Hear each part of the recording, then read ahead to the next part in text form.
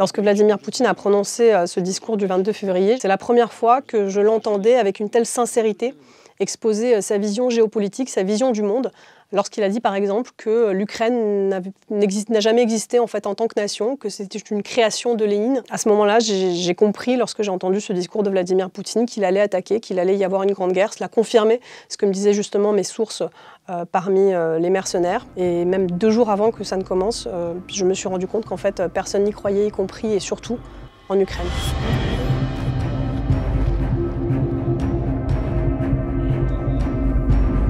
Woke up, looked at my phone, missed calls from the France 24 newsroom and news that there were attacks all over Ukraine.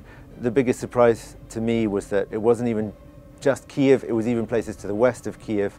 So there was a feeling of real shock and also fear because I could hear the explosions outside in the street and looking at the people walking around looking completely bewildered, everyone looking at their phones. Felt like I should probably try to interview people in order to be able to tell during my lives what people were saying, but I just knew that I knew what they would say, and it was almost like a formality to just hear somebody tell me that they were in shock and didn't know what to do, but I knew that that was how everybody was feeling because that was how I was feeling as well. We have been under attack to the east, to the north, to the south.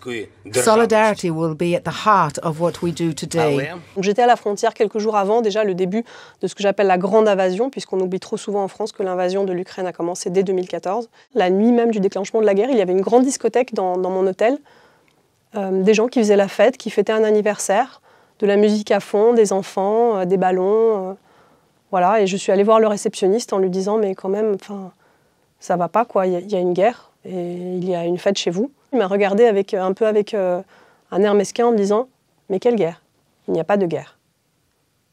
Et c'est ça en fait, la réaction des gens en Russie, c'est de ne pas croire à ce qui se passe à 20 km, 30 km de chez eux. Et pour de nombreux Russes aujourd'hui, il n'y a toujours pas de guerre.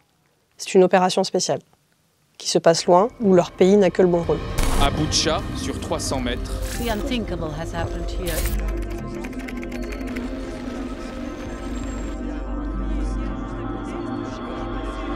كنا نتجول في مركز المدينة وحدثت غارة جوية. لاحظنا كيف أن هناك عائلة كاملة هرعت للملجأ وكان الأطفال يصرخون.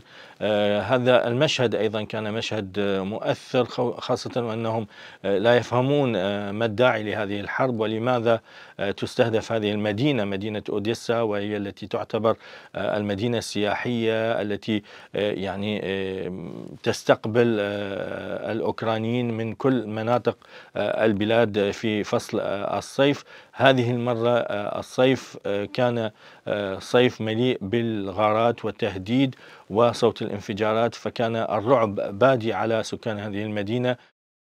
C'est toujours difficile de se faire une idée de ce qu'on va découvrir à l'intérieur d'une zone de guerre, surtout quand on se rend réellement en première ligne. Donc ce qu'on fait, c'est qu'on fait 2 choses. D'abord, on se renseigne avant d'y aller, bien sûr. Ensuite, on s'approche progressivement du point où on veut se rendre, c'est-à-dire qu'on se garde le moyen de pouvoir faire marche arrière si on se rend compte que la situation n'est pas contrôlable. Et puis, on voit... Alors, en l'occurrence, le risque principal est un risque d'artillerie.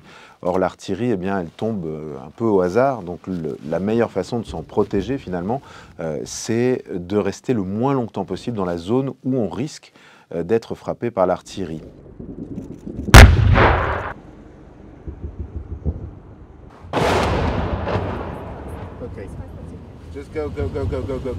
La bande-son de Bakhmout est quelque chose qui m'a marqué parce que j'ai couvert pas mal de zones de conflit ces dernières années pour France 24 et réellement je n'ai jamais entendu ça. C'est-à-dire que ce sont des explosions permanentes. On a des explosions, des obus qui tombent régulièrement.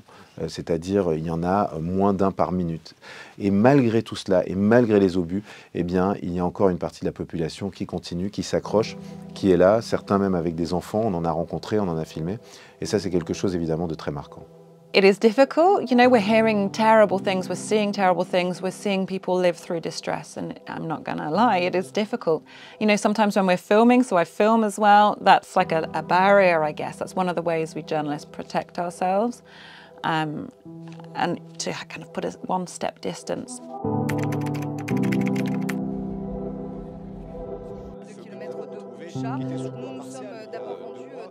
There's so many times that we have to rely on information that we can't confirm with our own eyes, of course, and so sometimes you do just have to say, look, this is what the Ukrainians are saying, but we can't confirm it. This is what the Russians are saying, but we can't confirm it. And bear in mind that I think that the Ukrainians have a higher credibility level than the Russians, because the Russians have been proven so many times to be completely making stuff up. But that's not to say that the Ukrainians have perfect credibility by any means. I, for example, have never given the numbers of dead, the numbers of killed Russian soldiers or the numbers of destroyed Russian tanks or so on as given by the Ukrainian military, because I've got no way of proving that. But I mean, recently, for example, we had a situation where the Ukrainian armed forces were continuing to deny that they had left the town of Soledar, even though there were so many sources indicating that they had. But you just have to use the conditional, and if you aren't able to go there and confirm it yourself, just to make it clear that this information can't be 100% confirmed. Le cœur du problème aujourd'hui en Russie, c'est de ne rien pouvoir dire qui soit vrai, à moins de risquer 15 ans de prison, tout simplement. C'est en cela qu'on a un rôle à jouer très important pour essayer de faire passer l'ampleur de ce drame et l'ampleur de ce qui est en train de se jouer, l'ampleur de la censure, l'ampleur de la propagande, qui est l'une des armes de guerre, si ce n'est l'arme de guerre de Vladimir Poutine, à la base, qui a servi aussi à retourner l'opinion des populations dans le Donbass et en Crimée aux aurores de ce conflit en 2014. The best way to kind of fight against this information war for me is always field reporting. Is to go out for ourselves and see what's happening, to ask questions, to look at a scene, to take footage, to investigate. This is how we fight against the information war, by going to the source of the information. And I'm very glad that we plan to keep on covering it as intensely as we have been doing, because obviously this is a hugely, hugely important event, not just for Europe, but for the whole world.